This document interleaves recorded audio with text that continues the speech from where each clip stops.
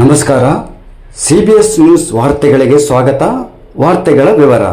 ಹೊಸಳ್ಳಿ ಗ್ರಾಮದಲ್ಲಿ ಉಚಿತ ಆರೋಗ್ಯ ಶಿಬಿರ ಹಾಗೂ ಜಾಗೃತಿ ಕಾರ್ಯಕ್ರಮ. ಆರೋಗ್ಯವಂತ ವ್ಯಕ್ತಿ ನಿಜವಾದ ದೇಶ ಸಂಪತ್ತು. ರೆವರೆಂಡ್ ವಿ.ಆರ್. ಬಸವರಾಜ್ ಗಂಗಾವತಿ.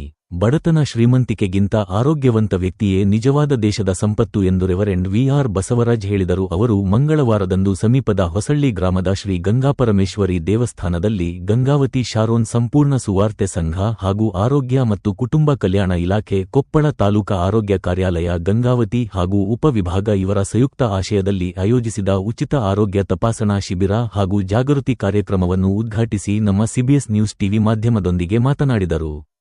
ಪ್ರಸ್ತುತ ದಿನಮಾನಗಳಲ್ಲಿ ವೈದ್ಯಕೀಯ ವೆಚ್ಚ ಹೆಚ್ಚುತ್ತಿರುವ ಈ ಸಂದರ್ಭದಲ್ಲಿ ಇಂತಹ ಉಚಿತ ಆರೋಗ್ಯ ಶಿಬಿರದ ಸದುಪಯೋಗವನ್ನು ಬಡವರು, ನಿರ್ಗತಿಕರು, ಮಧ್ಯಮ ವರ್ಗದ ಜನತೆಯು ಪಡೆದುಕೊಳ್ಳುವುದರ ಮೂಲಕ ತಮ್ಮ ಆರೋಗ್ಯದ ಬಗ್ಗೆ ಗಮನಹರಿಸಬೇಕೆಂದು ಸಲಹೆ ನೀಡಿದರು.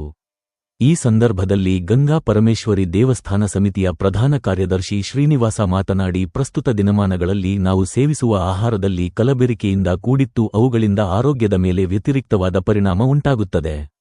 ಆರೋಗ್ಯದ ಬಗ್ಗೆ ಪ್ರತಿಯೊಬ್ಬರೂ ಗಮನಹರಿಸುವುದು ಅವಶ್ಯವಾಗಿದೆ. ಈ ಹಿನ್ನೆಲೆಯಲ್ಲಿ ಶಾರೂನ ಸಂಸ್ಥೆಯವರು ಉಚಿತ ಆರೋಗ್ಯ ಶಿಬಿರ ಹಾಗೂ ಜಾಗೃತಿಯ ಮೂಲಕ ಅರ್ಥಪೂರ್ಣವಾದ ಕಾರ್ಯಕ್ರಮವನ್ನು ನಡೆಸಿದ್ದು ಸಂತಸದಾಯಕವಾಗಿದೆ ಎಂದು ಹೇಳಿದರು. ಈ ಸಂದರ್ಭದಲ್ಲಿ ರಕ್ತ ಒತ್ತಡ, ಸಕ್ಕರೆ ಕಾಯಿಲೆ, ಎಚ್ಐವಿ ತಪಾಸಣೆ, ರಕ್ತ ತಪಾಸಣೆ ಸೇರಿದಂತೆ ಎಲುಬು ಕೀಲುಗಳ ತಪಾಸಣೆ, ಕ್ಷಯ ತಪಾಸಣೆ ಸೇರಿದಂತೆ ಮಕ್ಕಳಿಗೆ ಹಾಗೂ ಮಹಿಳೆಯರಿಗೆ ಸಂಬಂಧಿಸಿದ ಕಾಯಿಲೆಗಳ ಬಗ್ಗೆ ತಪಾಸಣೆ ನಡೆಸಿ ದರು 75ಕ್ಕೂ ಅಧಿಕ ರೋಗಿಗಳು ಶಿಬಿರದ ಸದುಪಯೋಗವನ್ನು ಪಡೆದುಕೊಳ್ಳಲು ಈ ಸಂದರ್ಭದಲ್ಲಿ ವೈದ್ಯರಾದ ಐಸಿಟಿಸಿ ಡಾಕ್ಟರ್ ಶಿವಾನಂದ್ ನಿಂಗಪ್ಪ, ಮುತ್ತಣ್ಣ ಆಯುರ್ವೇದಿಕ್ ಕಾಲೇಜಿನ ಡಾಕ್ಟರ್ ಅನುಶ್ರೀ, ಡಾಕ್ಟರ್ ರಾಜೇಶ್ವರಿ ಶಿಬಿರದಲ್ಲಿ ಭಾಗವಹಿಸಿದ್ದರು. ಈ ಸಂದರ್ಭದಲ್ಲಿ ಗಂಗಾಪರಮೇಶ್ವರಿ ದೇವಸ್ಥಾನದ ಅಧ್ಯಕ್ಷ ಸಿದ್ದಪ್ಪ ಕರಕುರಿ, ಮುಖಂಡರಾದ ಹನಿಮೇಶಪ್ಪ, ಕಾರ್ಯದರ್ಶಿ ಶರಣಪ್ಪ ಪಿ ಪಾಟೀಲ್ ಹಾಗೂ ಸಿದ್ಧಾರ್ಥ ವೇದಿಕೆಯಲ್ಲಿ ಉಪಸ್ಥಿತರಿದ್ದರು.